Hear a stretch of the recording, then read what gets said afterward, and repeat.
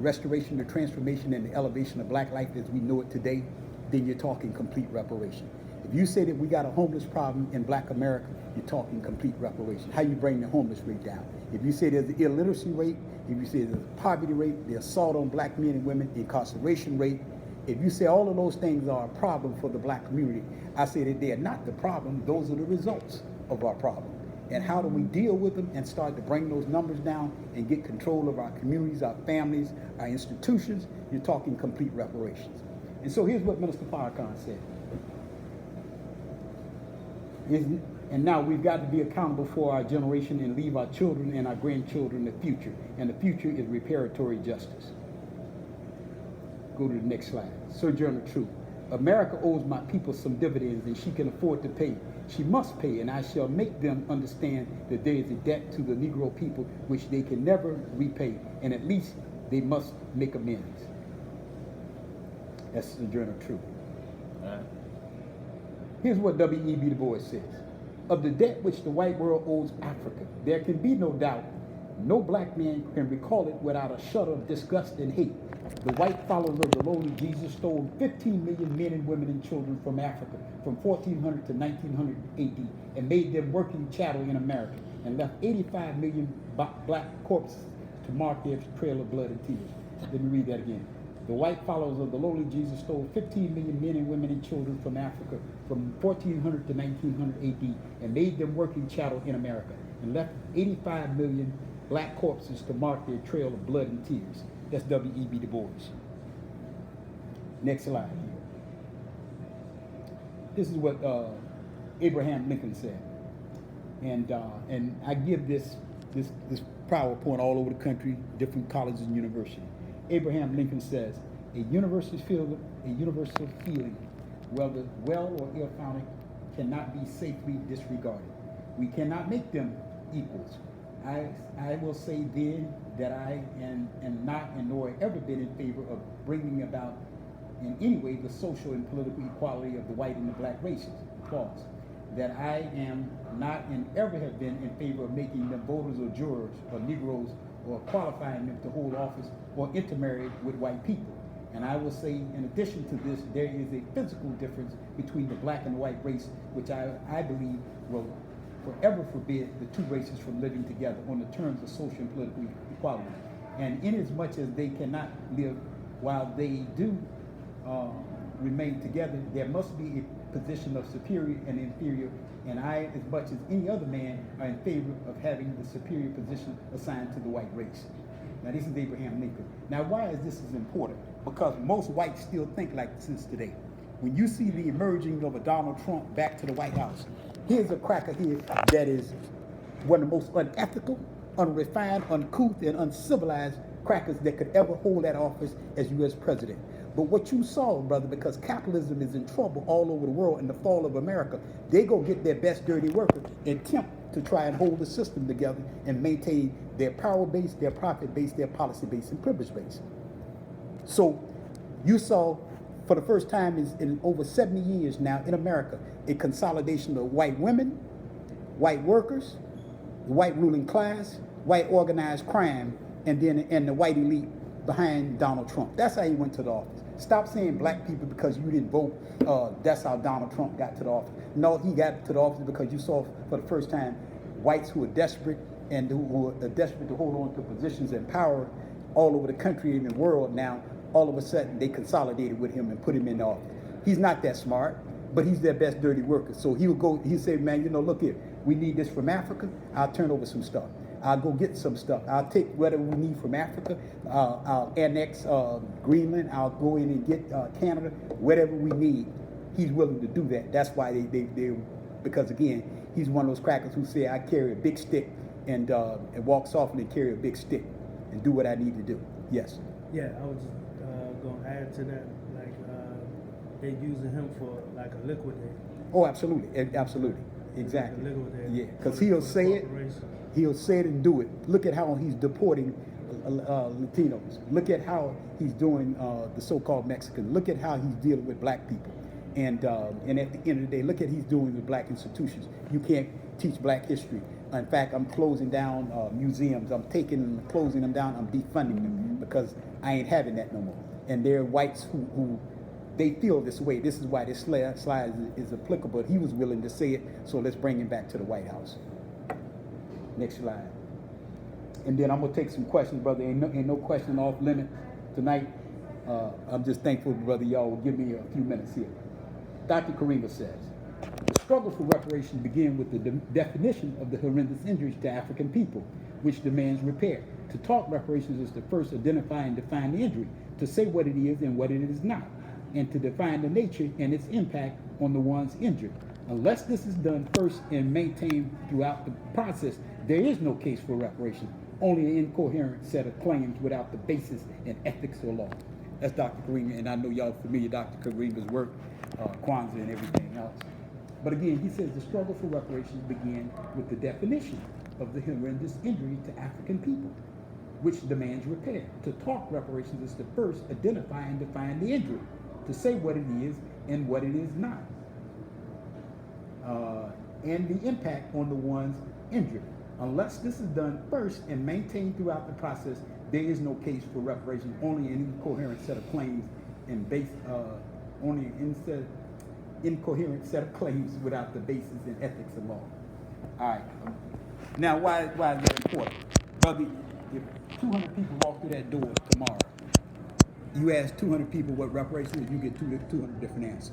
This is why the white man and those entities that owe us, it's not just the federal government that owes us, but there's select multinational corporations that owe us, there are nonprofits that owe us, and then brothers and sisters, I have looked up, and we will be publishing a list. There are over 20,000 plantations that are still up and operating in the United States. They made their money off the enslavement and trafficking of black people. Notice I didn't say the transatlantic slave trade. I said the transatlantic enslavement and trafficking of black people. They made their money. They're nonprofits, multinational corporations, the federal government, and then their plantations. So there are 4 entities that owe us.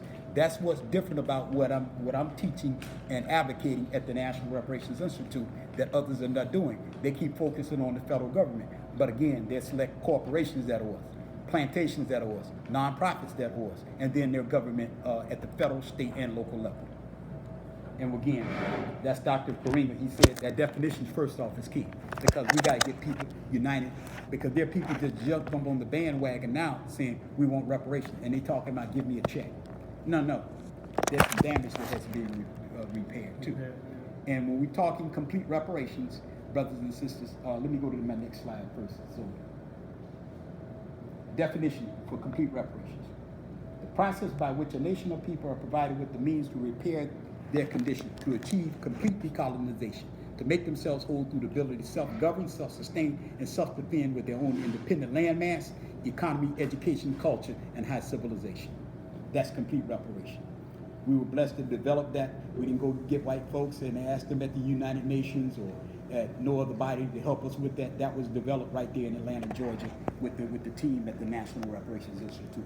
Because again, we got to make sure that our people understand with this complete reparation process, there's a land question that has to be dealt with. You won't ever hear me trivializing the movement until I give me a check, cut the check. I hear Negroes all over the country, cut the check. Well, you know, they can cut the check and at the same time say that there's no funds available to cash the check.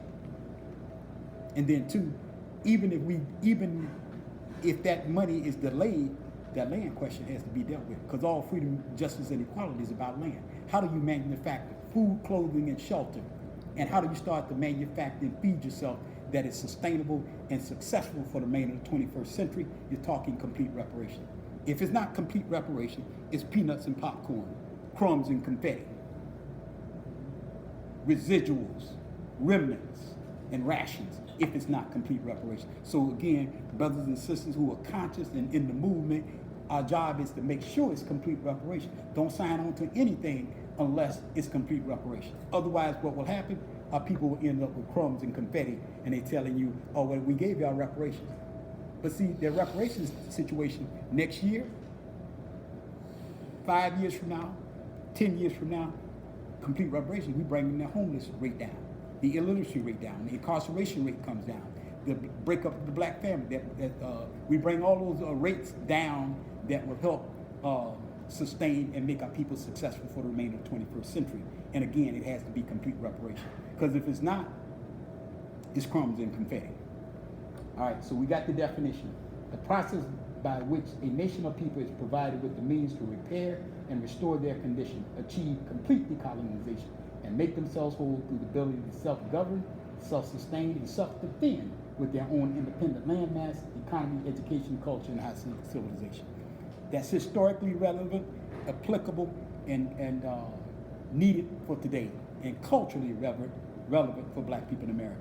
The United Nations has developed a reparations definition. We can go online, reparations, but they're broad and vague, and that can mean anything. So we had to pinpoint it with what we're talking about and give it the best formal definition for complete reparations.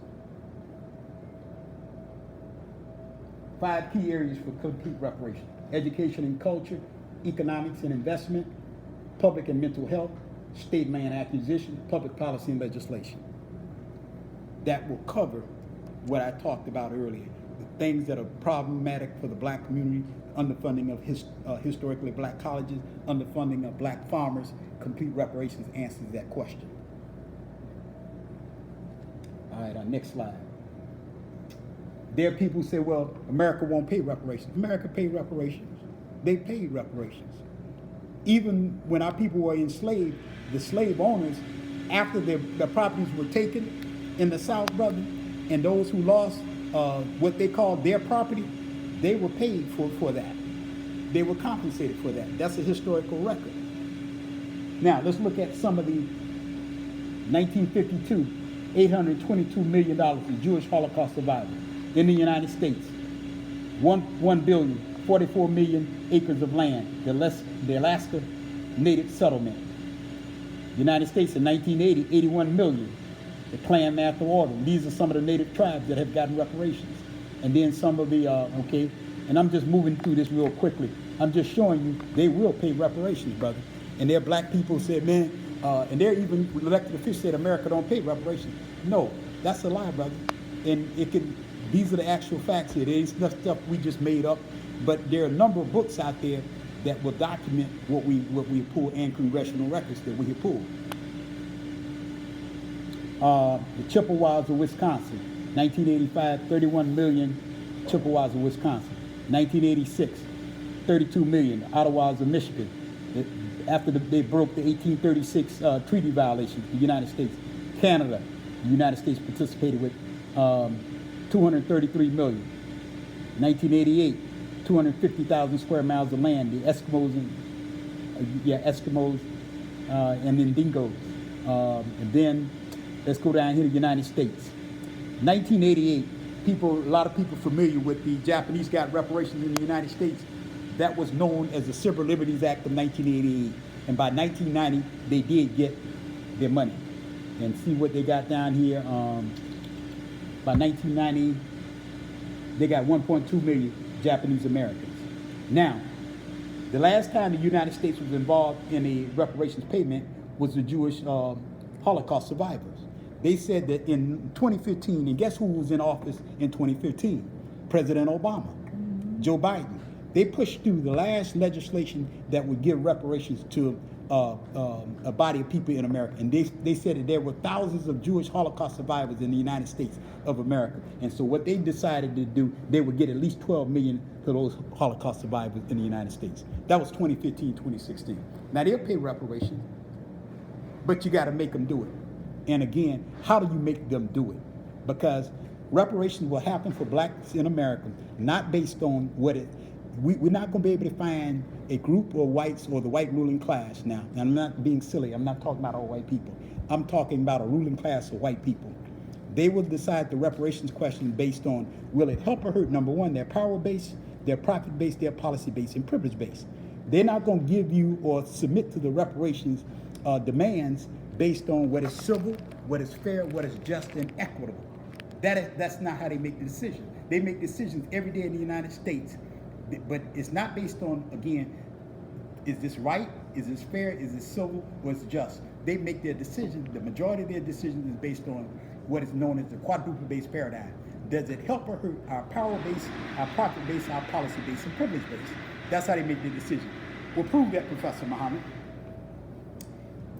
2019, one of my students challenged me at Clark Atlanta University, and he said, well, Professor Muhammad, does the quadruple-based paradigm work now? I said, what do you mean?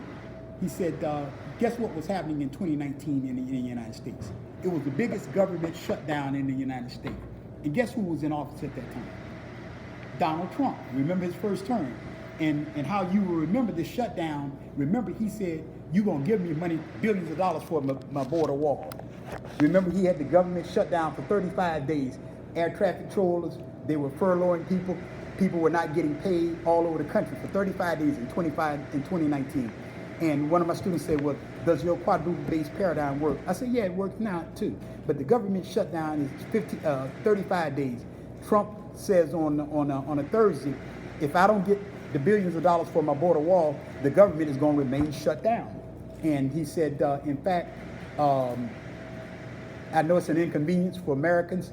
The flights are starting to be canceled because TSA workers are not showing up because they're not getting paid. Their forest and park services, you can't go to the national parks. How many of y'all remember that? Y'all remember the government shutdown? Yeah. How many of you remember he said, I better get the money for the border wall? Now that happened in 2019, but guess what was happening at the same time at that time? The government is shut down for 35 days. Guess what was happening in 2019 during that time? We're 4 weeks out from the Super Bowl. What was the Super Bowl in 2019? In Atlanta. Where's the busiest airport in the world? In Atlanta. Mm-hmm. So 2019, the government is shut down, and Trump saying on a Thursday, if I don't get the border money for the border walls from Congress, the Senate and the House, if they don't approve this money, then this shutdown is going to go on for longer. He said that, and people was like, man, this man is crazy, man. People losing their livelihood. People started losing their houses if they start missing 2 or 3 paychecks.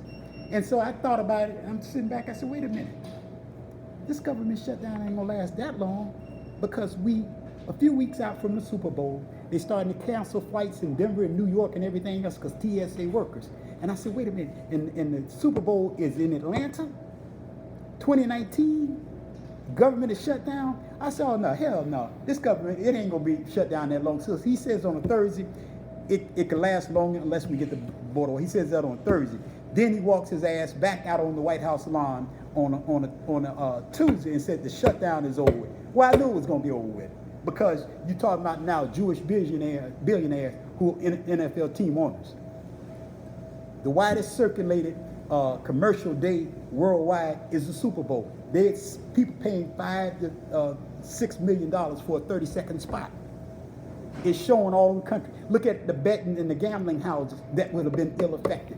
Now, they talking about canceling flights into Atlanta weeks before the Super Bowl. Them billionaires and the white ruling class told Trump, okay, you done had your fun, you done made your point, now go up and open up the damn country. So a few weeks, I knew, because it's all about their power base now, their profit base, their policy base and privilege base. And when I say privilege base, what do you think I'm talking about? Gambling houses, NFL, NBA, entertainment, lottery, all of that. That's part of their privilege base. When you start to ill affect that, you're talking about half of the NFL owners are Jews, and they're all billionaires.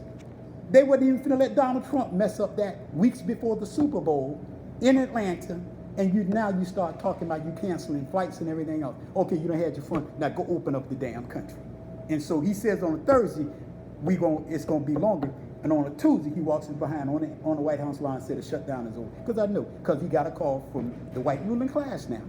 Told him, look here, go and open up the country because now our credit ratings are starting to be ill-affected.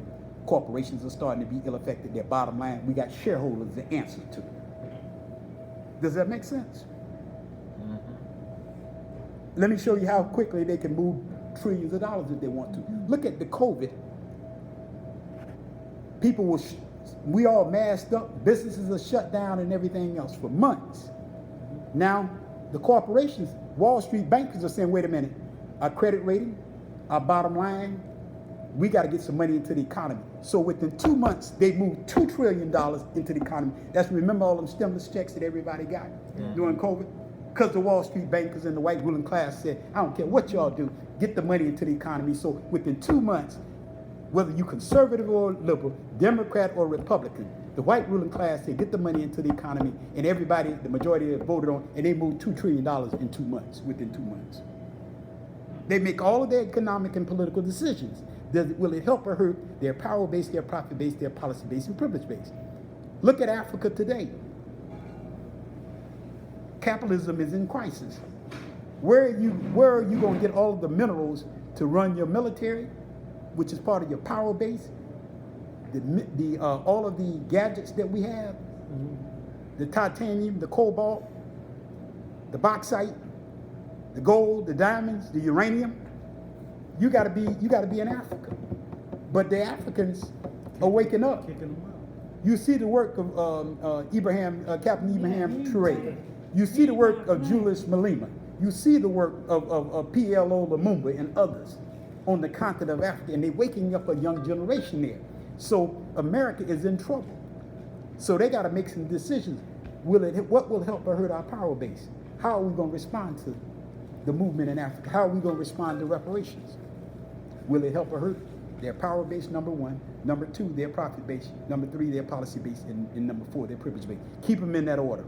My students, whatever class I'm teaching, whether it's politics and global issues, whether it's state, local government, whether it's electoral politics, they got to know that. That's always on my final exam.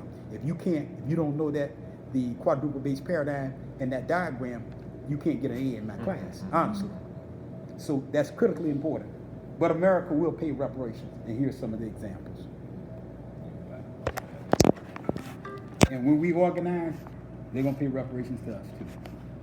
Current reasons for reparations: AIDS, Ebola, crack cocaine, housing foreclosure, black farmers, and the incarceration and assassination of black leaders. And then we could, of course, have redlining up there and some other things. But these are some current reasons, because sometimes my students say, well, Professor Muhammad, why we got to always talk about slavery? That happened so long ago, that ain't applicable now, man. We gone beyond that. And but these are other reasons why we have to deal with the reparations. And then, too, let me say this, too. I'm going to show you how they lied to you, even with COVID. They had our people taking shots. And the only black national leader, and there were some other national leaders that didn't have as large of a voice, was Minister Farrakhan. Said, you going to trust this man to give you shots and take the vaccine? And see, they lied about that. Let me prove that in less than 2 minutes. They lied about how the people were dying. Now, I'm not saying there was not COVID. People were dying of COVID. People were dying of COVID. But how we were contracting it, where the problem was. They told our people, because they needed to make money, billions and billions of dollars, they said, go get vaccinated, stay 6 feet apart, mask up, wash your hands. How many of us heard that? And let me show you how that was a lie. Now, there were people dying. Don't say Professor Muhammad said that people weren't dying of COVID. They were dying of COVID. But much of that had to do with the immune systems had been compromised. And to show you that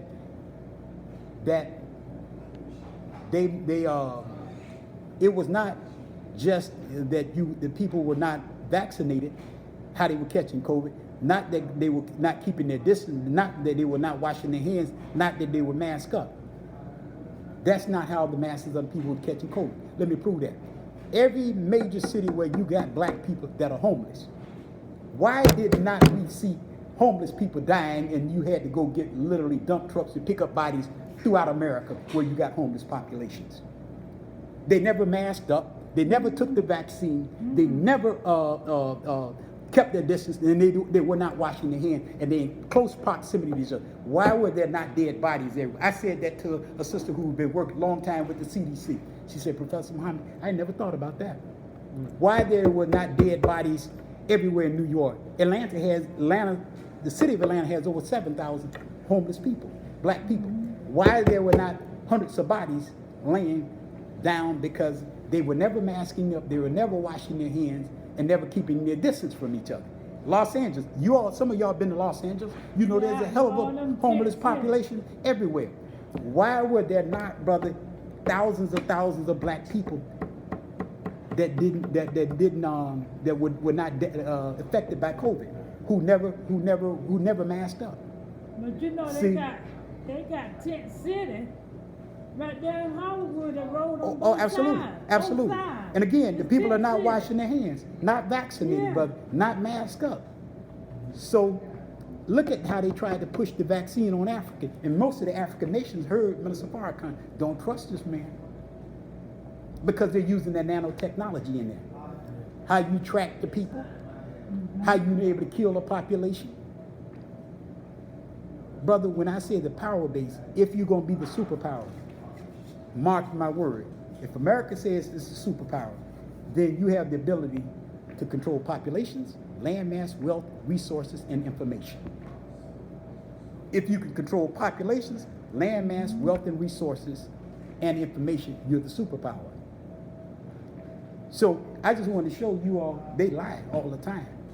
So they had everybody being vaccinated, billions of dollars. But what they didn't tell the people, how the people, many of us were dying, brother, and family members. I'm not being silly here, is that when there's a problem with obesity in the black community, and then two, they didn't tell our people to protect their immune system, because if you strengthen your immune system, you could fight off a lot of the germs and the bacteria.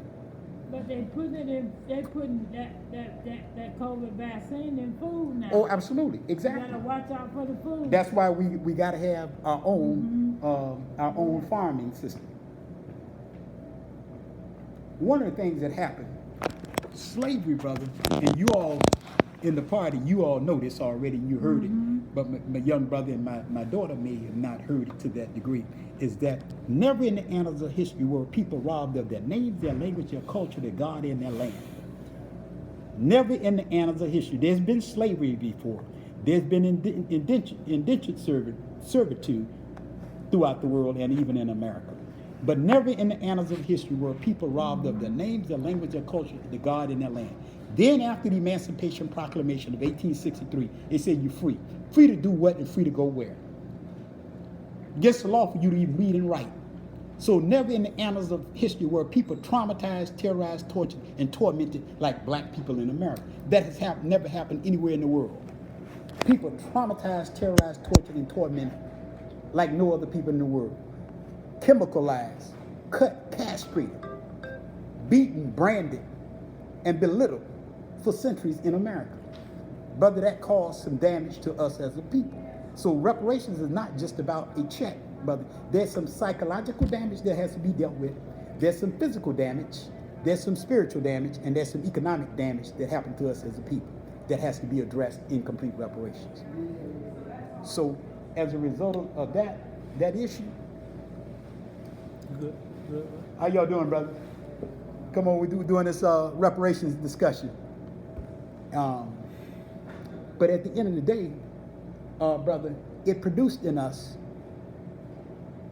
the psychological damage that hurt us as a people, brother, as a result of what our sojourn in America. It produced what is, we coined the term caucaphobia, the collective fear and intimidation of European people, or those who classify themselves as Caucasian, white, Anglo-Aryan, or Jewish. Our people, brother, have a fear because of the trauma that we have suffered under them. We have a fear of them. Why is it that some black people know the program of the Nation of Islam, New Black Panther Party, US organization, Republic of New Africa, and they will not join on? And brother, they fear. We have a fear. 80% of the young brothers who are shot down unarmed, who are running from white people or cops, what is it that you're running for? I lived in Los Angeles, brother, for 13 years. Young brothers sometimes done locked and loaded, and brother got the whole community locked down and terrorized. I see a number of times 1 or 2 white boys jump out of the car, and 7 or 8 young brothers, they're all strapped and they lay down immediately, or they take off running. Now they done pushed up on everybody else in the community. Caucaphobia, the collective fear or intimidation of European people, of those who classify themselves as Caucasian, white, Anglo-Aryan, and Jewish. And I'm not saying all of our youth, because some of our youth, as Minister Farrakhan said, they're the best generation we have produced. They're not afraid. They ain't finna get punked out. They ready to organize, they're ready to stand, take a stand, but they gotta have the right information. They gotta have the knowledge. They gotta be trained. So, but when brothers and sisters don't stand up for their own right, brother, it's that fear. We got young brothers watch black women getting beat down in the street, and the only thing they gonna do is walk around with the phone. Brother, what? Hey, your family member, your mother, your cousin, your aunt, and you gonna watch this? Caucophobia, the collective fear, intimidation of European people. And then the other thing that happened to us, brother, so we gotta always be mindful of that. Brother, anytime, put this, you can take this to the bank. Anytime you find black people that don't support complete reparations, male or female, working, unworking, professional, organizer, educator, spiritual, if they don't support reparations, it's usually two reasons. How you doing, Queen? Two reasons they don't support reparations. Their fear of what white people think about it, or their ignorance of reparations. That's the only reason why when you get black people that don't support reparations. Their fear, because your best white liberal friends you playing golf with, laying up with, having socializing with, they with you until you raise the question of reparations. The most liberal or the most conservative, they with you as black folk until you raise the question of reparations. And blacks who don't support reparations, again, is because of their fear, their ignorance. Generally, if I question them for a period of time, they say, man, no, I ain't with that. I don't deal with reparations. We don't need no reparations. Why, wait a minute. I didn't say you as an individual don't need reparations, but the masses of our people need reparations. And how do we deal with it? Okay. Let's go to that next slide. This is a copy of the National Reparations Declaration. And what we were able to do again with it, brothers, my critique and criticism of myself and others who have been in the movement is that we've got hundreds of books now on reparations and thousands of pages. But where's the blueprint? How do we really do it? Has anybody clearly defined what complete reparations is? Who owes, why they owe us, how much they owe us, and why reparations is good for all of Black America? We were able to do that with the National Reparations Declaration. And what's key about it, Dr. Ray Wimbush at Morgan State University, he wrote the book, Should America Pay? And Belinda's message, considered by many the dean of the reparations movement, longtime member of NCOBRA, on the board and everything. He called me, he read it, he called me and said, Professor Muhammad, in my 40 years, I have never seen a better calculation than what you all provided at the Institute. He said, I would love to write the foreword to the, and I will write the foreword to the declaration. And that's how that came about. And can anybody, one of y'all read that real quick? Who can This study is read where everybody can hear. fundamental to any meaningful discussion validating reparations. It should be required reading for any governmental body studying the physical or psychological impact of the rape, torture, uprooting, and extermination that Africans brought to America by Europe and their allies, skillfully using well-researched data. Justice claimed that the authors were able to reveal the systematic economic racism and the outstanding justice claim that the American government must pay if American descendants of slavery are ever to gain liberty and justice for all. William Rogers, PhD. Okay, and that's what he said about the blueprint, Dr. Rogers, and then let me see if I can blow that up a little bit. Maybe I can. And then just that one at the bottom from Professor Baruti, Walamu Baruti, what he said about it. If you can read it, so your comrades can hear it. Which one? The bottom one.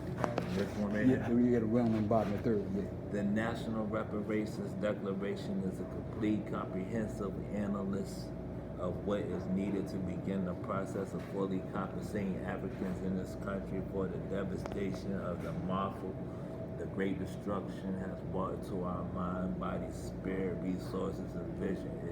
It is a must-read for those with the need for an honest assessment of the magnitude of how crippling the enslavement of Africans in this country and the multiplicity of the efforts to suppress us since then has not only impacted our lives and possibilities, but individually and collectively, for it gives not only the causes and ramifications, but also the benefits of finally doing what's right. Thankfully, as is evident in so many other reparation discussions, there are no apologies here, no efforts to make the justifiable corrective arguments for realistic reparations user-friendly to the perpetrators of these mass disparities and those who continue to benefit from them. That's Wally Moon Baruti, brother who owns one of the publishing houses. Many of y'all read his books over the years. He read probably over 20 books that he's written, and on African history, African culture, African politics, African education. That's what he said about the Declaration. So, thank you, good brother. And so, that's why we're here, to make sure that y'all know that the Declaration is available. The National Reparation Declaration is the first and only published blueprint for benefit of blacks in America. The National Reparation Declaration is the 85-page document. The National Reparation Declaration defines complete reparation. National Reparation Declaration document who owes us, why they owe us, how much they owe us, and why reparations is essential for all of America. The National Reparation Declaration is designed based on the collective culture model, and the National Reparation Declaration has the quantification scale, the NRQS. That's what it looks like. It's a copy of that page is in the book also. And let me show you the quadruple-based paradigm. You heard me talk about the quadruple-based paradigm. Power-based, profit-based, policy-based, and purpose-based. That's what my students have to have on their final exam. They got to be able to fill that out. They can get the highest grade they can get out of the class is a B, but they can't get an A if you can't fill out the diagram for the quadruple-based paradigm. So I just want y'all to see that, but that's in the book, the Declaration. That's what you're getting. If you get a copy of the Declaration, and we want those of y'all who can afford to get it, please buy it. We do Cash App, Cash, Zelle, anything that you need. And then too, if you have an organization and you need to buy multiple copies and need a discount, we can provide that. That's no problem. But we're the authors of it, of the book, the Blueprint for Reparations. All right, let me. Okay, that's again talking about the quadruple-based paradigm. The white ruling class generally makes all of their political and political decisions based on asking themselves the following question: will this help or hurt, or increase or decrease the power-based, the profit-based, policy-based, and purpose-based? If you want to know, man, why is America doing that? Why is that relationship with Israel? Why is it that they're talking about annexing Canada and making that the 55th state? Why are they talking about taking Greenland? Why are they talking about trying how they're going to overthrow certain African leaders now? Again, they make their decisions. Will it help or hurt? They're power-based, they're profit-based, policy-based, and purpose-based. And I'm going to take some questions in a minute. I just want to get to some of these slides. Let's look at this real quick.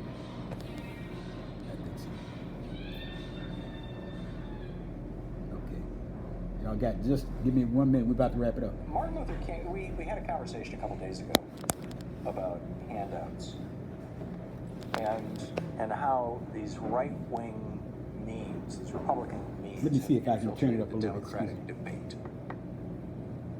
to suggest that, you know, ending welfare. Sabra. I may can get it without it. Hold on a second. I want to get my volume up here. I was going to. I think I answered my own question. Hold on a minute. Let me make sure. I want to get the screen back up. How do I get that?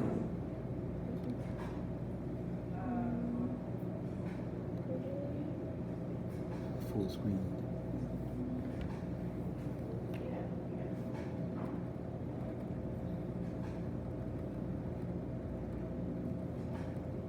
Martin Luther King, we had a conversation a couple days ago about handouts and, Can y'all hear it? and how these right-wing memes, these Republican memes, have infiltrated the Democratic debate to suggest that, you know, ending welfare as we know it, you know, all those kind of things are somehow, you know, great and noble things, when we're not dealing with the underlying problem, which is that there's no economic opportunity there because of insane trade policies and because of Reaganomics. And Martin Luther King spoke to this. Jim and Shane, this is clip number 4. Martin Luther King spoke to this sometime back in the early 60s. And I thought this was a really interesting quote. Here he is.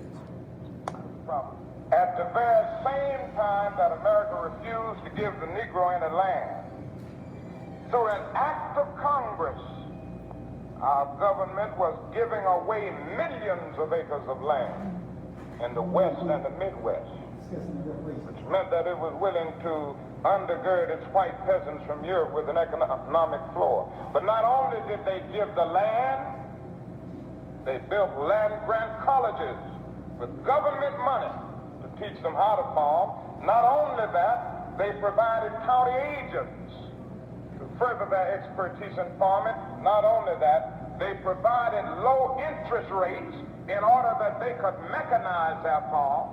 Not only that, today many of these people are receiving millions of dollars in federal subsidies not to farm, and they are the very people telling the black man that he ought to lift himself by his own bootstraps.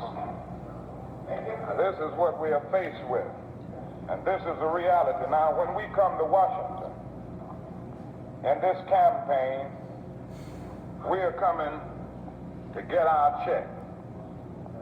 From his speech, The Two Nations of Black America, and it's absolutely brilliant. And the next time some white person talks about, well, I pulled myself up by my bootstraps and my family did too, especially the Bundy boys. I mean, you know, here's Martin Luther King, the Reverend Dr. Martin Luther King Jr. talking about how basically whites stole the West from the Indians with the complete, and didn't just steal it, I mean murdered them, murdered the Indians in the process, and did not give any of these benefits to African Americans for 100 years in this country. You know, it's a strong case for reparations or some variation on it, for rebuilding our cities, for doing right after having done wrong for so many centuries. It is a very, very strong case for that. To watch more clips from our programs, hit the Watch More Now, Videos button over here. that was, And please be sure to hit the hand. white boy and author Tom Hartman, but he showed the clip of Dr. King because there are those in the Christian community or other family members who say, well, you know, that reparation stuff, that's Pan-African, that's black folks, that's nationalists. I ain't really with that man because I'm a Christian. Well, I can show them in the scripture that reparations has been a part of our sojourn and our development. Even to those who say they're Christian, we can go in the Bible and show you where at some point Jesus has demanded reparations for a people that have been harmed. And then there are those who don't know Dr. King is a reparations advocate. If you go back and read the essential speeches of Dr. King, it's about a 600-page book. King uses the term reparations at least 3 times in there. So he's in support of reparations. And if you don't say King and the Christians were not in support of reparations, then you don't know his body of work. You don't know all of his body of work. So that clip is in there. King is clear on the reparations question. And of course, you know the minister is clear on the reparations question. But In Palermo, in Rome, in Naples, in Sicily, we left our bodies on the streets of Paris, in Belgium.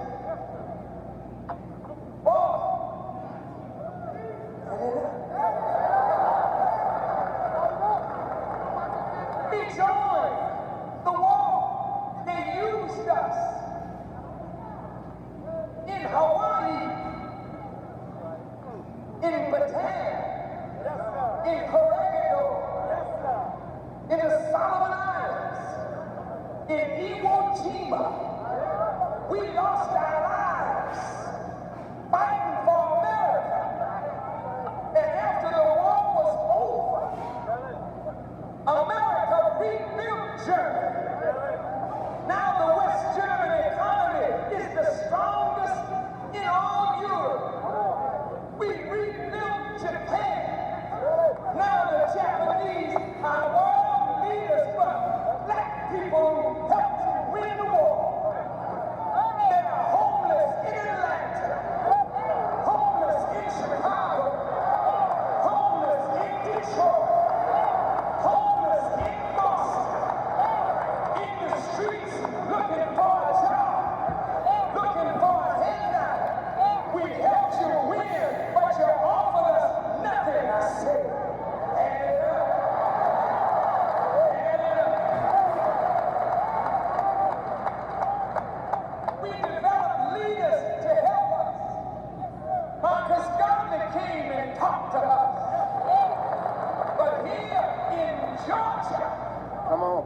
trumped up charges against him, and you brought him into court, and you lied on him, and you sent him to prison unjustly.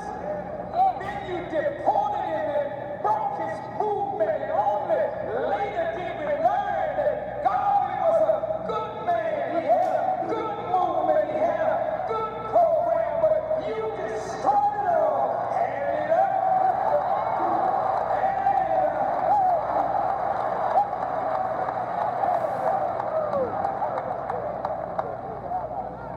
In the 1960s, black folk began to move. We had CORE, we had SNCC, we had the NAACP, we had the Southern Christian Leadership Conference, we had the Black Panther, we had the Nation of Islam. All of these brothers and sisters fighting for the liberation of black people. But there in Washington, D.C., the government of America started plotting against our leaders, and we lost Whitney Young off the coast of Africa under suspicious circumstances. We lost Medgar Evers. They broke up CORE. They broke up SNCC. They broke up the organization called US. They jailed the leaders of the Republic of New Africa. They murdered Martin Luther King. They weakened the NAACP and the Urban League. Everything that fought for justice for us, they tore it up and tore it down. I said, hand it up. America owns the black man. Hand it up.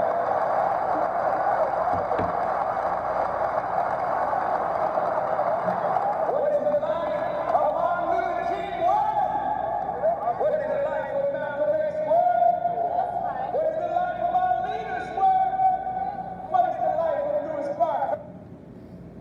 All right.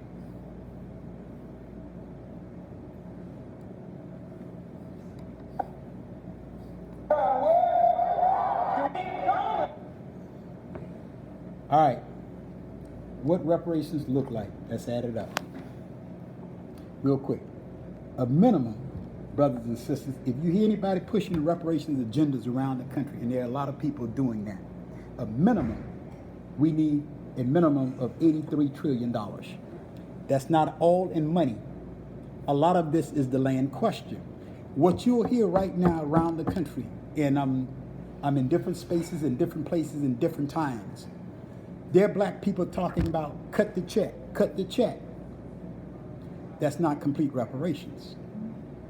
Yes, there's some monetary damages that are owed to blacks, but we're talking about now, but repairing the damage.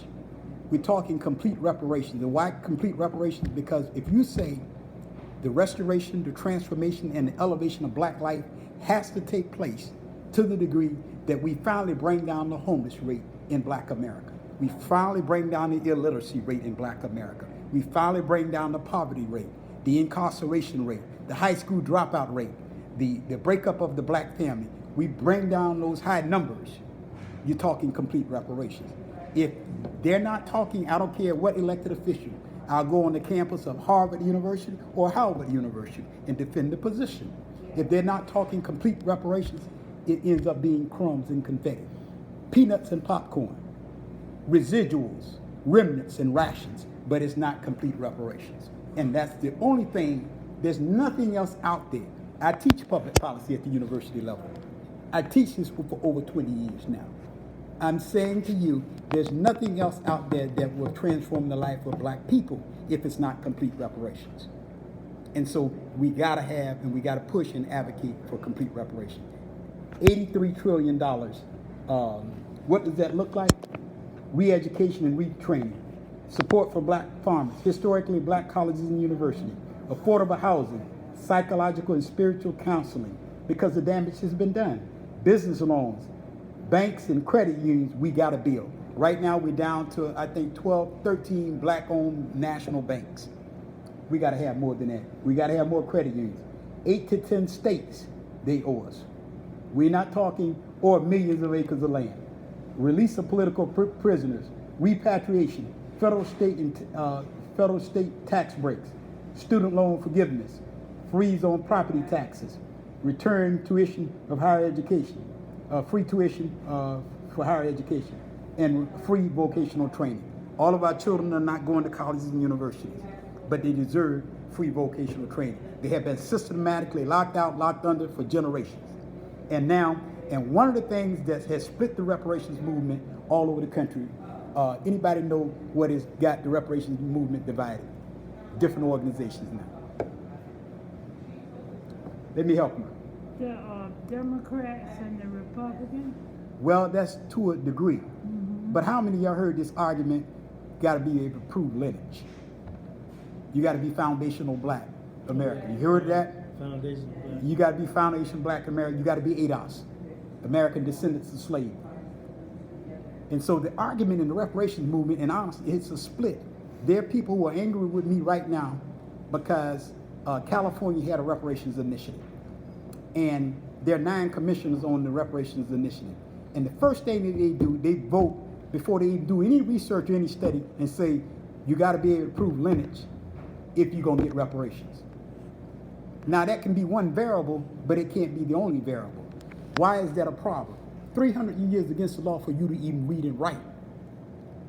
After the Emancipation Proclamation, they say you're free. Free to do what? Against the law for you to read or write or educate yourself. Against the law for you to marry. Against the law for you to have businesses.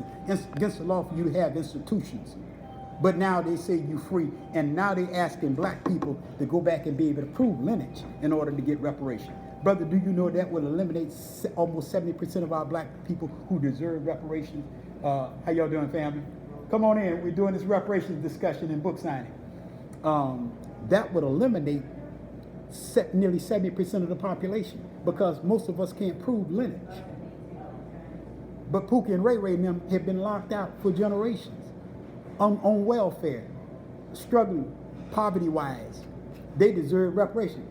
Think about that. You saying prove lineage. Now I can take you to Atlanta, Georgia, downtown Atlanta, Georgia, and around the surrounding area and show you over 6,000 to 7,000 homeless black people. Where do they get the resources and the time to prove lineage?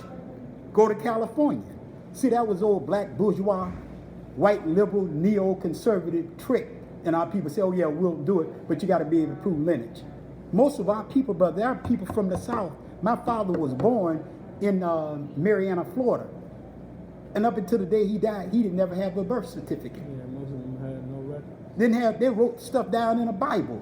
A grandmama, a big mama, and them had to remember when they were born. Now you saying go back and prove that. Who you going to back and prove it to? The former slave master grandchildren? They going to determine who qualified? The majority of black people in America deserve and qualify for reparations. Just that simple. There are blacks who say, well, Professor Muhammad, I'm doing fine and individually, brother, black people just got to go to work hard. Black people work for 300 years with no pay in America.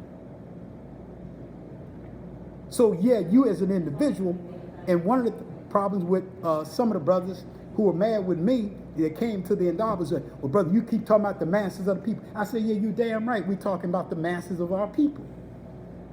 The Honorable Minister Louis Farrakhan and Honorable Elijah Muhammad and all the great warriors and soldiers have told us that we always speak for the masses of the people. This ain't about the individual, black petty bourgeoisie, that white liberals and white conservatives have taught you to only be concerned about yourself. That's selfish capitalism. That's a selfish capitalism. And at the end of the day, it's about the masses of our people. So all of our people deserve reparations. But don't get caught up in saying where if they can't prove lineage, then they don't deserve reparations. You see, look about the brothers who are incarcerated. Look at the families who have been locked into abject poverty for generations and generations. Where do they go prove lineage? You got to go back to your former slave master grandchildren now, and they got to sign. So you finna allow them to decide who get reparations. And so that lineage thing was thrown in there, brother. It's got the reparation movement divided right now. And I told them, don't vote on lineage. They voted, the 9 commissioners in California did that, issued the report. Now the reparation measure, even after they've done all the research and report, it's dead on arrival. Gavin Newsom ain't even thinking about signing the reparation bill. Them Negroes out there fighting because the black bourgeoisie and the working people like, well, wait a minute, you didn't think about us. That left us out. You talking about lineage. We can't prove lineage. I had said that in a letter, and I can produce that letter back 2.5 years ago, I wrote a letter and advised them not to use Linux. It could be one variable, but it can't be the only variable. Assalamu alaikum, Akeem. Well, Islam, how you doing, brother? Assalamu alaikum, brother. How you Oh, doing? there you go. Alhamdulillah. Alhamdulillah. Yeah. I made it. My brother. Black my Power. brother, Black Yeah, Power. Black Power. Black So, Power. brother, I couldn't. I had to deal with Dominion Power, man. That's it. Yeah. But Black Power. so that's the reparations question, brother. And I told you some of the things when we added up, all of those are consideration for reparations, for complete reparation. And so wherever the discussion is, brother, what's key with us as a people is that it's always got to be complete reparations. People saying reparations, ask them to define reparations. I've been in an audience, brother, and people trying from other camps, Professor Muhammad, I'm with you, and this ain't that and that. I said, well, first off, brother, hold up, sister, define reparations for me. Well, you know what I mean. No, I know what I mean with complete reparations, but reparations could be anything now. You can look up the term on the internet. There's some very broad, very vague terms about reparations. Sabra, would you get us some bottled water? This is let's give my warrior daughter and artist Sabra a strong hand, strong black hand. This is Black Sabra. Power, Black Yeah, Power, Black yeah. Power. She's Assalamu alaikum. she's a senior over at sophomore, excuse me, over at her sister's a senior at Fort Valley State. She's a sophomore at Elizabeth City State University. One of an all-age student and doing well there. And she had no choice but come to work with Dad this weekend. So we appreciate you, Sabra. Yeah. But go get us some water, some juice, or something, real quick, and then order you some food. I was about. Yes. I'm trying. Oh, Everybody all right so far? Yes, sir. Does some of what I'm saying make sense? Yes, sir. Okay, all right. Let's move to the next slide.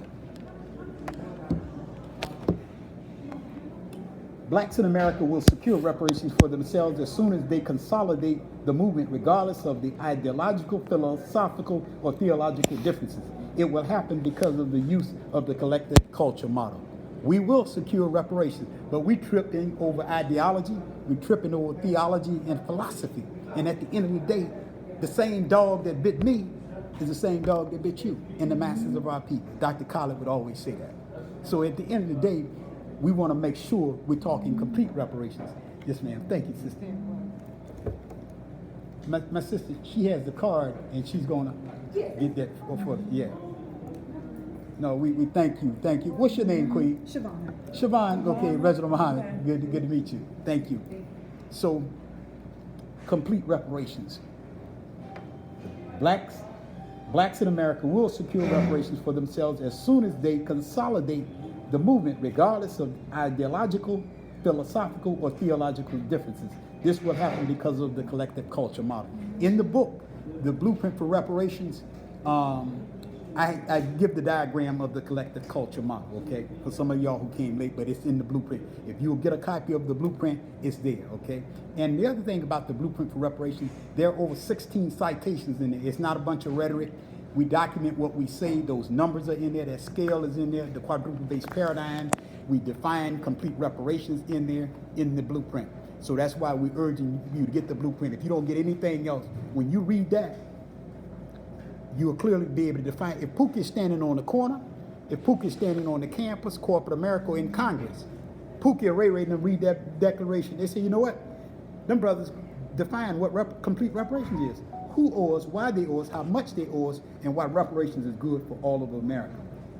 The average person can read it and say, you know what, this makes sense, I'm rocking with that. All right. I think I got just a few more slides. We're going to open it up.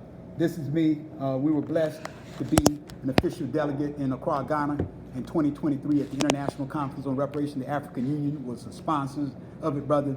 And it was just a good experience for me because it was the first time I had a chance to go. And again, the hospitality, the camaraderie, the communalism that the young brothers and sisters. So I did like Dr. Walter Rodney said, wherever you travel, go ground with your brothers and sisters. Don't stay isolated. So I was on the ground. I had them taking me wherever the black folks were. Of course, I was there at the international conference. There were delegates from all over the world that were there, officials, African heads of state. The president of Ghana was there, president of Burkina Faso, presidents from all over there, and delegates. And I was blessed to be one of the, from the United States, actual official delegate to the International Conference on Reparations. That was in November 2023. That's Dr. Julius Garvey, Marcus Garvey's son. He was there. This is brother, his head of protocol for the president of Ghana. These are some of the children, students that were there that's me on the ground with the people in Accra, Ghana. Then, of course, I had a chance to go by the Kwame Nkrumah Center. I had a chance to go to the castles where they enslaved black people and trafficked them. For much of the enslavement and trafficking of black people happened on outside of Ghana, what they call the Amina castles. We were blessed to be there. And this is me at the Nkrumah Center with the young brothers and sisters. This is me on the ground with our people in the hood. Okay, but anyway, I just want to open it up for any questions, any questions, any clarification. And again, we're talking complete reparation. And give us your name, Brother Solomon. Thank you for coming out, brother. We appreciate you. What do you think is the biggest, most concerning problem for the You said, what is the biggest what? biggest and most concerning problem for this nation of black people in America, so-called American Negro? Brother, and I say this as a political scientist and as an organizer, is that the years of sustained poverty, ignorance and poverty, brother, and they go hand in hand. And so we have to address that, and complete reparations does that. We think ignorance is what's keeping the black man and the woman from raising themselves up. Not only that, though, brother, ignorance is one variable, but the other variable, brother, as the minister said, and I agree with him, our ignorance and our fear is keeping us. Because, brother, a lot of things, if we were organized and wasn't so fearful, we would get up and do for self. We wouldn't be tripping over labels and say, oh, well, you know, that's my Christian brother, that's my Muslim brother, that's my national brother, that's my Pan-African brother. If we weren't so fearful in the level of ignorance, brother, anything that we needed in the black community, we could do it and overcome it. Now, whites cannot give us reparations. There's some restitution in what they owe us in the way of land that they got to give up, but that repair has to come from us. Reparations is a political term, and it's about repairing the damage. That has to come from our best sheroes and heroes, our queens and kings, and those who have done the work, and who know how to heal our people spiritually, psychologically, and emotionally, and physically, and financially. We have that among black people today, brother. But again, see, we're organized, and there's another contradiction in the reparation movement. There are people who saying, well, you got to be able to prove lineage. And what they've done, brother, is like trying to, they say we're going to have a big party. And somebody start a fight at the door, so the party don't ever happen. So some people have started a fight at the door with this lineage piece, and so they divided. They talking against the great work of Dr. John Henry Clark. They talking against the Honorable Minister Louis Farrakhan. They talking against Marcus Garvey. They talking against Dr. Khalid Muhammad. They talking against anything that's pro-black. But guess what the contradiction is, though? They have aligned and attempted to align themselves with everything white, though. That's a hell of a contradiction. Talking about you gonna read the reparations movement, and there's some out there. You do the work, get online, you'll see some organizations out here who are anti-Pan-Africanism and anti-black nationalism.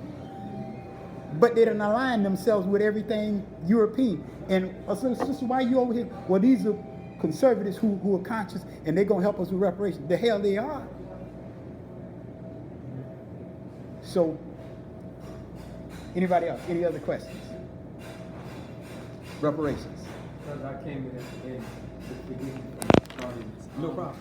But I caught the fact that you said you was in Ghana, Accra. And what? You said you was In Accra, Ghana. Accra, Yes, sir. Ghana. Yes, sir. Yeah, I just left Ghana. Yes, sir. I was there for the whole month of February. Yes, sir. I was there for 3 weeks, and I spent a week in Nigeria. And give me your name too, brother. Fakan Saad Ali. Okay, brother. Honest mind, brother. Yes, sir. Yes, sir. Thank you, beloved. Yes, sir. You're correct on when I visited the W.B. Du Bois Memorial. Center, yeah, in Memorial. Yes, sir. I also went to Kwame Nkrumah's Memorial. So my question to you on the reparations subject, do you think that it is wise for us as true Pan-Africans, true Black Panthers, true Black people for our struggle and cause to include our brothers and sisters on the continent, particularly I'm going to speak for Ghana and Nigeria, those are two countries that I frequent. Yes, sir. Do you think that we should have an alliance and a link with the true Pan-Africans that's doing the work Yes, sir. in Ghana, in Nigeria? Do you think that is feasible?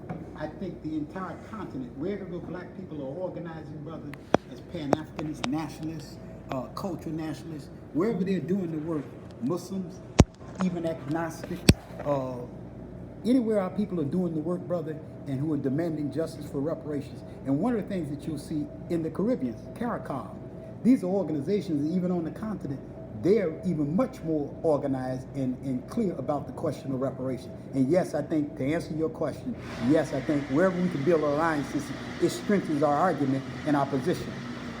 Capitalism is in crisis right now all over the world. You and I know if America, any European nation, even Asian, China or anybody else, if they're going to be strategically fit and remain and increase their GDP and increase their bottom line, their corporations, the minerals, the things that they need to sustain themselves and to expand themselves are there on the continent of Africa. Whether it's in the Congo, whether it's in South Africa, whether it's in, we know it as formerly as Zambia. If they're going to be strategically fit and be able to expand and build, they've got to deal with Africa and deal with the whether it's the diamonds, the cobalt, the uranium, the bauxite, the titanium, whatever the minerals that they need, brother, for their military, their corporations, is there on the continent. It's our job is to link and make sure that we have alliances with them because it strengthens our position right here in the United States. And there's segments of the Black petty bourgeois sector who are saying, nah, we're not, reparations is only about Blacks in America. The more we expand our base, brother, it strengthens our base. That's our unity. That's our unity. You see what's happening with just three, whether Burkina Faso's, what's the other two? Mali, Niger and Mali. I'm following. You see, just because they have stepped up and united, they have shaken the whole continent, especially with the youth. Now the bourgeois sector there are trying to figure out how they're going to save their relationship with the white ruling class worldwide. Well, that's no more. The Honorable Elijah Muhammad teaches the fall of America. I think the book is over there. If you go and read that book now, if you read that book now, you'll see that you just take the names off of it and read through those chapters now, because I hadn't read it in over 20-something years. I'm starting rereading it, and it's like everything that he talked about, you see it happening on the scene today worldwide. So it's facts. So it's critical. But hope did I answer your question, dear brother? Yes, sir, beloved. But I'd say we strengthen wherever people are organizing and fighting for justice and standing up. And really, brother, they're African nations, and in the Caribbean and Central and South America, they're organizing for reparations. Their only problem is, brother, is that, and you all got to help us with this, is that they got to understand, and we have left the definition with them, complete reparations, And that's the process by which a nation of people are provided with the means to restore their condition, to achieve complete decolonization, to make themselves whole through the ability to self-govern, self-sustain, and self-defend with their own independent landmass, economy, education, culture, and high civilization. That's complete reparations. Now, when our people adopt the definition and start utilizing it, it sets the framework. And then two, and according to Dr. Wade Wimbush, who wrote for the blueprint, hopefully you'll get it before you leave, he called me and said, Professor Muhammad, I've never seen a better calculation. We didn't go get no white folks to ask us, how do you do that? Brother Michael Muhammad developed that quantification skill, and it can be retrofitted and utilized by any African nation at the federal, state, and local level. You're just moving certain variables around. So yeah, we got to strengthen our relationship. But there are blacks who are in the reparations movement saying, this ain't about nothing Pan-African. This is about descendants proving you're a descendant of American descendants of slavery. Then you deserve reparations. One variable, but it ain't the only variable. Anybody else? Yes, sir. I have another question. Yes, sir. So, going back in history, you see how the so-called American Indians had a barter and trade system. Yes, sir. Then you see in China they had another system. Yes, sir. And you just see these different economic structures throughout their whole entire world. Mm-hmm. Being that America's capitalism has ran its own country into the ground, Good point. and being that the so-called American Negro has lived in America since the year 1555 with the tribe of Shabazz, Yes, sir. what do you think now, since capitalism obviously doesn't work, and we still have a colonized mindset, what economic system should black people adopt to pull themselves out of this mindset? Brother, we should move rapidly, consistently, and in an organized way to what is known as communalism, where you have, in a massive way, that barter system in place. But you have economic institutions in place that are expansive. And again, it does not deny and it does not cause the abject poverty. Can it work? Yes. Go back and look at Libya. For those who, before the overthrow and the assassination of Muammar Gaddafi, I had not been to Libya, but I can pick up the phone and call 3 or 4 people before the overthrow of Muammar Gaddafi in Libya and tell you black folks that look just like you and I. Now, of course, Gaddafi is an Arab, a light-skinned Arab. But what I was told, and they can prove in no limited time, is that black people in Libya, you had to have an address. There was no homelessness in Libya. The oil and the minerals were nationalized, and so the masses of people got benefit every year. Education was free, vocational and higher education. They had black men and black women in military and higher positions. And to his credit, Gaddafi was funding portions of the African Union. To his credit, he's the one that paid for the satellite so you don't have to go through Europe to make long distance calls. He was pushing for a united Africa, as Nkrumah and others had pushed for. Thomas Sankara and others, the boys. So to answer your question, an African communalism would be the best economic system for us because it includes the best of economic systems from around the world. And again, if you start talking about at our apex and our highest point, ancient Kemet, go back and read the works of Dr. Sheikh Anta Diop, pre-colonial black Africa. Read his work, The African Origin of Civilization, Myth or Reality. Go back and read The Basis for a Federated State, because he's dealing with African communalism in there. And the Honorable Elijah Muhammad has taught us too, that African communalism. And then again, it pulls from the socialism, because there is scientific socialism in that communalism if you develop it in its fullest account. But it can't be strictly, it can't be capitalism, it can't be a Marxist socialism, because there's some historic and cultural nuances that you got to consider when you start talking about the masses of our people. Does that make sense? Yes. Did I answer the question? Okay. Question to mine is like you sit there saying communalism is like the system that we should get into. Like, what do communalism entail? Like, what are the ups and downs of communalism? I can't say, but what I can tell you, the development, you'll see that the institutions are funded across the board. You'll see the education, and you'll see the development among the people. You'll see that the elimination of poverty as a result of communalism, because again, you're sharing the wealth. The wealth is not constantly controlled by the bourgeois sector. It is not controlled by individuals, and then the land and all of the resources are shared across the board.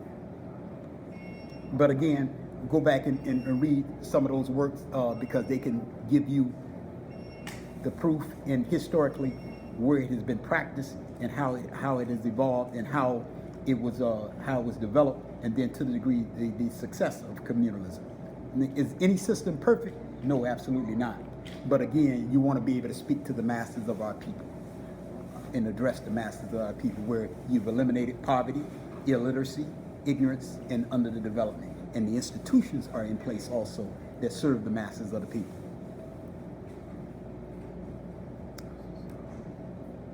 Any other questions?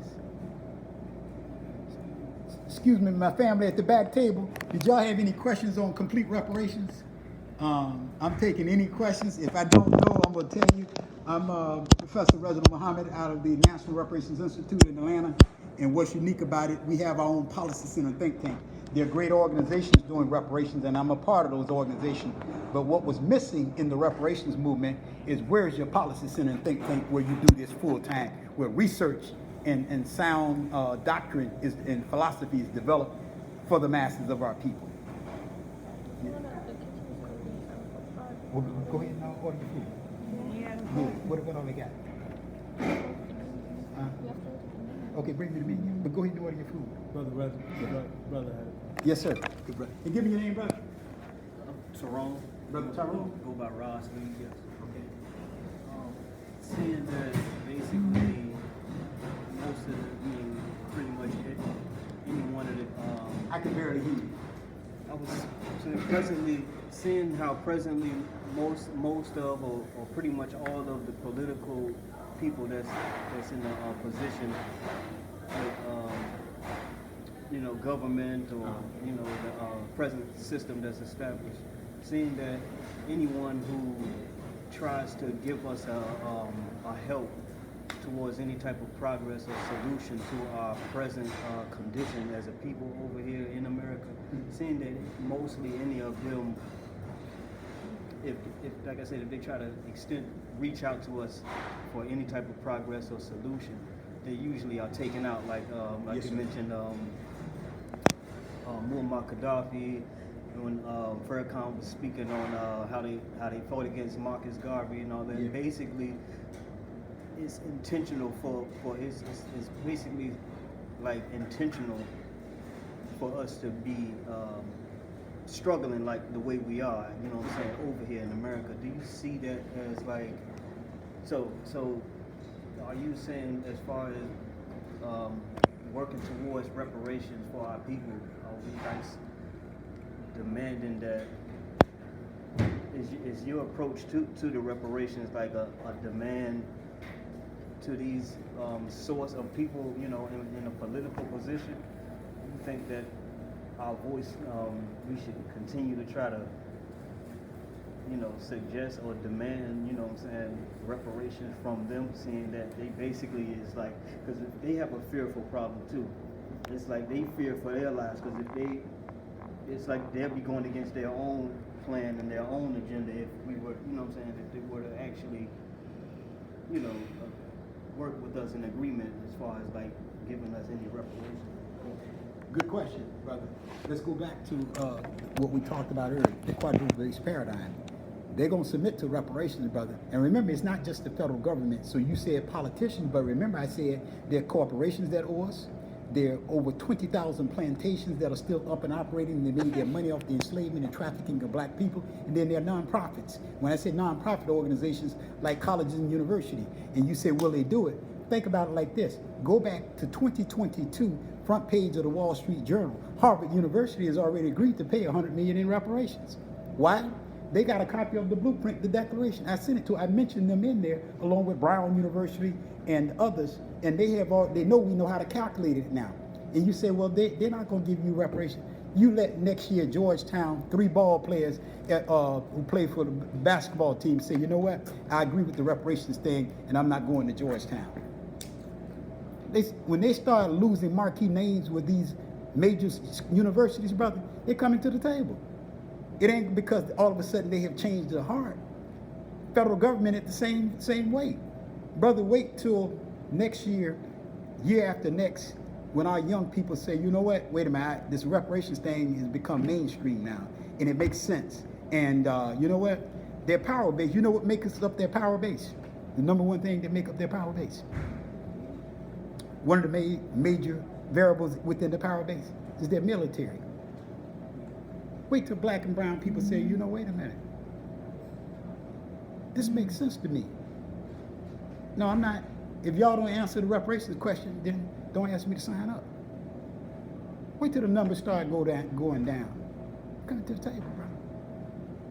Our youth have mastered the gadgets. Chase Bank owe us. Wells Fargo owe us.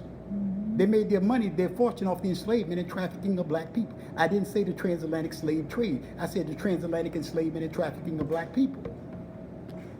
When you ought to master these gadgets and these pads and these phones, wait till 10,000 accounts be closed in 2 days. They come into the table because now you got to answer to your shareholders. This is how you're going to get reparations. It ain't just the federal government that owes us. Select multinational corp. You see how Target has already buckled under a little pressure from some of the civil rights brothers and sisters who are doing the good work of why we boycotting Target. They already want to come to the table now because they're bottom line. Wait till we print the corporations that owe us, brother, the list that's coming out. So it's not going to be perfect. And remember, reparations is not a one-time payment, or we're talking about the next 20 to 25 years. And then remember, there's a land question, brother. They'll pay us. You saw they moved them $2 trillion. The Wall Street bankers said, wait a minute, y'all starting to ill affect the credit rating in the United States. Banks are starting to have problems. Shareholders and corporations they moved $2 trillion within 2 months during that COVID package. Because their power base and their profit base. So hopefully, brother, and before I go, anybody would like to get a copy of the blueprint, the reparations declaration? It is $19.95. That's how we are a nonprofit. You can write it off. We are a 501c3 organization. And again, what we do is research and advocate for complete reparations. And we do have a copy of the blueprint. They sell it here at the House of Consciousness. And in fact, I had forgotten they have one of the original copies here in the store. So I'm going to thank the owner. They had one original copy. They've been selling it for years, and I had forgotten because there's over 40-something bookstores in the United States that sell my blueprint. And I didn't realize until I walked in here, I saw that they had one of the older copies that I had that was printed. And what you have now is the expanded edition. So anybody like to get a copy, it's $19.95. We're doing T-shirts. We're doing Cash App, Cash, or Zelle. But that's how we stay in print. We don't have no private funders. We ain't got white folks backing us, somebody paying bills for us.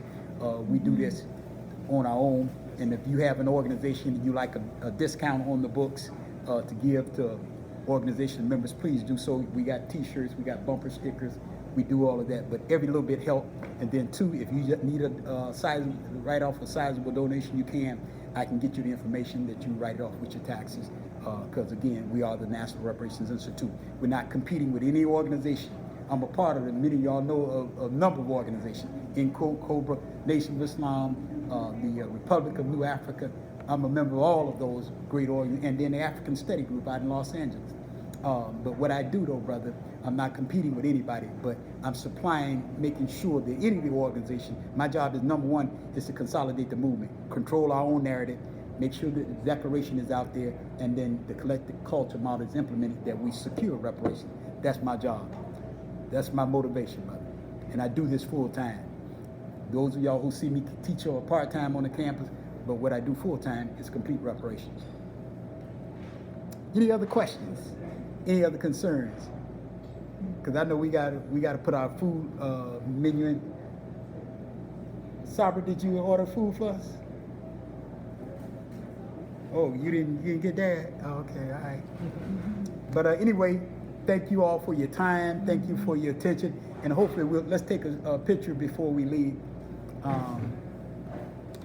Brother, Yeah. I have a concern about when I was in Africa and I was linking up with the Pan-Africanism brothers and sisters there in Accra and Lagos. I'm consistent with them. By the way, I have a base in Nigeria and a base in Accra. Yes, sir. Good. So Stand. the thing that I'm concerned about is the inconsistency Okay. of the Pan-Africanist community in Nigeria and Ghana Okay. and here in the United States. Gotcha. There's an inconsistency It is. on both sides Yes, sir. of supporting each other's products that is owned, made, produced, and distributed by us only. Exactly. Yes, sir. Now, as you know, 70% of Ghana is owned by foreigners. When Now, you say you mean 70% of the land, or you mean 70% of the industry? of the industry, the commerce. Exactly. Okay, Right. gotcha. All right. According to horse of mouth on the ground there. Yes, sir. I spent 3 weeks there, and I took the boat all over Accra, Yes, sir. and I was talking. Don't you love the people there, brother? Yes, sir, brother. Yeah, they work. Yes, sir. And I met some good brothers, and but I see a lack of inconsistency of sharing each other's history. Yeah. The books that we have here is not there, Yeah. That's true. and their books is not here. That's right. So how do we improve that inconsistency and make it consistent? And how do we improve that lack of exchange when it comes to our books here written by our scholars, Yes, sir. their books there written by their scholars, which is, in a nutshell, they're all our scholars. Yes, sir. They're all our scholars. Yes, sir. But unfortunately, I don't see that mentality of interest on both sides. So how do we improve that consistency, and how do we get our brothers and sisters here? You know, as you know, I'm a Panther, Yes, sir. Absolutely. and how do we get us here, that's presently, right now, Yes, physically, sir. Yes, sir. Gotcha. to do the job, to do the work consistently, Yeah, exactly. and our brothers and sisters, that's Pan-Africanist, reparationist mentality in Accra, in Ghana, in Nigeria. How do we? Okay, well, Get brother, that done. that's a good question, because what it does take, Kwame Ture used to talk about always organize. Brother, because of what's happening with Trump and the ilk and the MAGA people, this is the best time, brother, because our people realize the need and the necessity to do what you just saying. Say 2 or 3 years ago, 10 years ago, with the illusion of the inclusion, we were like, no, man, I'm doing all right. But all of us at risk now. We saw Pookie and Ray Ray and them in survival mode all the time. But now the black bourgeois sector and black institutions are at risk now. So they're much more open, brother, to organize and say, let's start dealing with each other, because now you see that white ruling class, white workers, white organized crime, the white elite all put Trump back in the office and are backing him as their best dirty worker. So it has opened the eyes of our people to say, you know what? Man, I had a little problem over here. I don't particularly like the philosophy of this, or Pan-Africanism, Nation of Islam, the Republic of New Africa, cultural nationalists. But now, brother, because all of our people, especially the black middle class and the black bourgeoisie, are being kicked, this is the best time to organize, brother. They're more open to listening to you now. Because they know, some of us know too, brother, we're not going to be able to sustain our individual selves or our institution unless our unity is all the years when we've been talking and organizing for unity. This is when it's really happening now, brother. But it took the shakeup of the fall of America, brother, to finally start to do that. You're right. Look at how long that they've been talking Pan-Africanism, and now you finally started to see Niger, and Mali and others, Niger and Burkina Faso, all finally saying, you know what? But it's a younger generation. Minister Farrakhan said they're the best generation we've ever produced because they're not afraid. They move around. You can't tell them to go over here and stay there. Don't do this or do that. No. And then they want it. And then too, they don't all, I've mentioned here, they don't all suffer from caucophobia. That old generation, brother, they suffer from caucophobia, the collective fear, intimidation of European people, or those who classify themselves as Caucasian, white, Aryan, and Jewish. You got blacks who are elected officials, won't open their mouth. They know the contradictions that they're seeing in Washington, in Congress, but they won't open their mouth. You got your young sister Jasmine Crockett now, and others who are standing up, saying, I stand with Captain Ibrahim Traoré, and others, PLO Lumumba, Julius Malema, and Azania. We got a younger crew, brother, and now it's time to organize because our very survival and our success, if it's going to be sustainable for the remainder of the 21st century, we must organize. But to go back to your point, we start going back to all our institutions now. Back to your point. Go back to all of the campuses, HBCUs especially. They're ready, brother, but the voice has got to be there. And if they know you're sincere, they're going to back you. Now, some of that older generation, brother, because they're worried about what white folks think, or they're afraid of what white folks think. They're going to sit on until they totally kicked off the porch, brother, before they'll do something.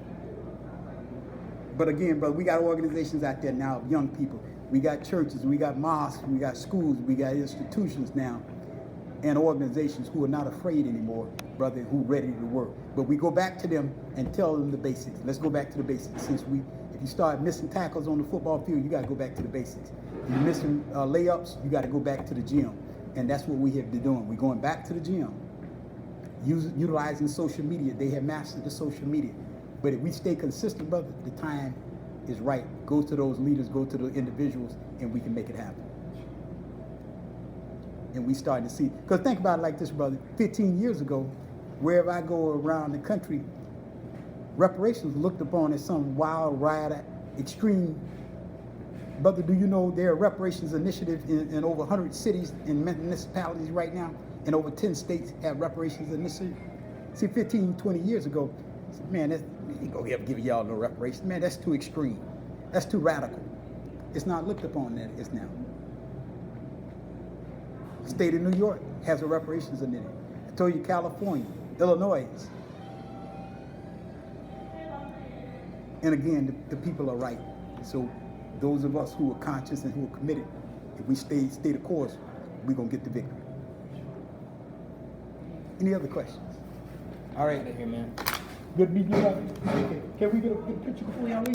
Yeah. Group, can we get a, Saba, would you get a picture of everybody? Yes, sir. Can we do it right up front here? And those of y'all who can't get a copy of the declaration,